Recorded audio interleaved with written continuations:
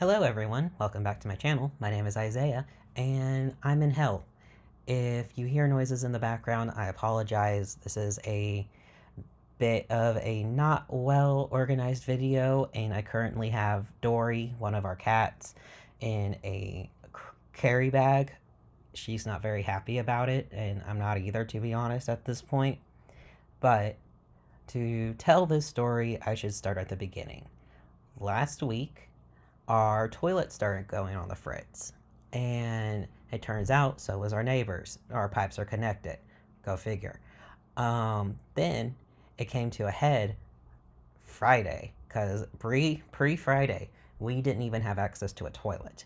Like, this is not good for my intestinal health levels. And Briar was miserable because warfare, and I'm miserable because depression. And then Friday, after I got done recording and exporting the video for the day, I walk out to get some food, and the living room is flooded from the toilet. In addition to all this, the tub has also been draining extremely slowly. So I go and I talk to the the landlord people, the office people, and they're like, okay, cool, we'll get it fixed. In the meantime, you can use the bathroom that's in the lobby. And it's like, cool. Well, at least now we have a toilet. I just have to walk through sewage water to get to it. And that night, Briar and I noticed that, yeah, it's sewage water because the entire thing smells like shit. Our entire apartment smells like shit. The carpet smells like shit. There's a fan that's blowing the shit smell everywhere because by the time they were able to stop the flooding, it had flooded into my bedroom as well. So Nettle and I had to leave the apartment so they could go and use an extractor on the carpets to get as much of the water off as possible, but they didn't do a very good job. Briar and I have been putting every single type of fabric down on the floor to try and soak up the water as much as possible, from towels to bed sheets. And we've been living like this for the past 3 days. Friday, Saturday, Sunday, and Monday. It's been like this. Today, a plumber finally came out, and either there was a crack in the pipe or there was a major blockage of stuff like tampons and paper towels. Don't flush anything but toilet paper down pipes, by the way. That's stupid. And one of those two things caused all of this to happen, and they're like, okay, cool. In the meantime, today, Briar started trying to get in contact with a low income lawyer to try and get some advice on what we can do, because we're living in sewage water. Our renter's insurance is like, well, you have to meet our deductible first. And Briar gave them about how much they thought the damage was currently, and we didn't meet the deductible yet. I also had a intake appointment for mental health stuff, and I don't know how it went because I was honestly a fugue state for most of it. Then we go to the office together because we're like, we've been in a non-functioning bathroom, sewage on the carpet for the past 5 days minimum. You've got to do something for us, and we can't stay in this apartment another night because it's actively bad for us. So they're like, cool, we'll get you set up in another apartment. Your neighbors are already set up in an apartment, but we don't know about any furniture. And we're just like, we just want somewhere that doesn't smell like shit. So they're like, okay, and by Thursday we should have someone out to clean the carpets. And they're like, cool, okay. Briar packed a suitcase of everything we would need as I started trying to pick up some of the excess mess, because I'm sorry, but when we live in a sewage carpet situation, I'm not cleaning. So we got things cleaned up. Maintenance guy came over and was like, hey, they can come out tonight, so you'll be good. But by the way, whatever apartment you're staying at, you're going to have to pay for a deodorizing fee. And I was just like, what? Why?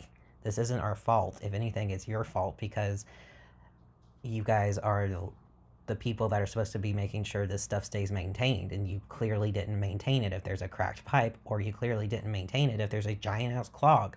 You should be checking these things periodically because there's a bunch of fucking college students that live here.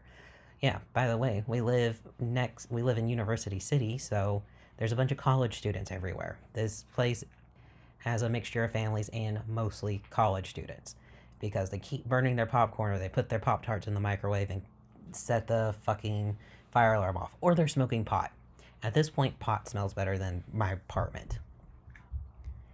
Um, and Briar cut in before I could start giving this man a verbal lashing, which is probably smart because I'm already in a mood from the intake appointment.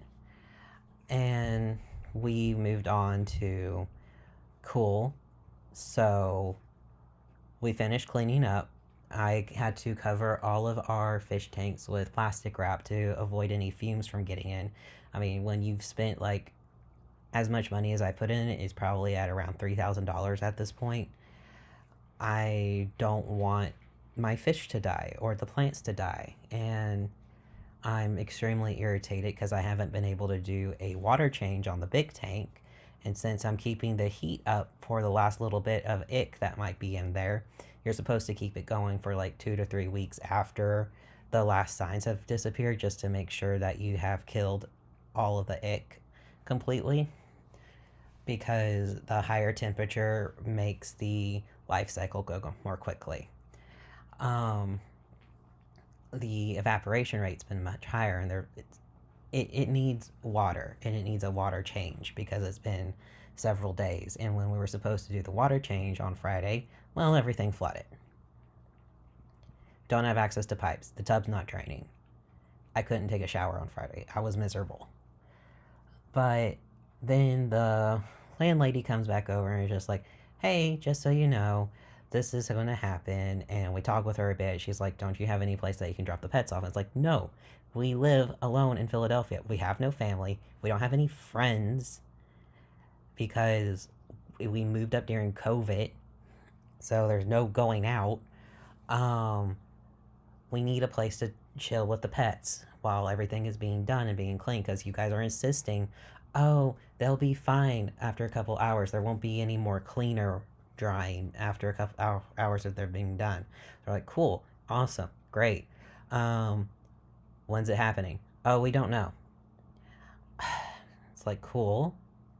So, about an hour or two ago, I put Dory into the cat carrier because she is of our three furry pets that are coming out with us. She is the most flighty and nervous. Jessica will be very upset if she's put into a cat carrier, so she is going to be carried, and Nettle's going to be on a leash.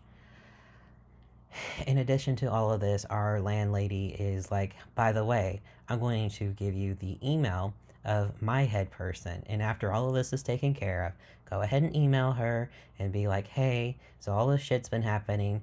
Can we have like some money thrown back our way? Like, because we haven't had a functional apartment in the past week. Instead of like doing it herself. It's extremely annoying. And that's really the update of where we're at right now. I know no one's going to watch this video, but I'm honestly pissed.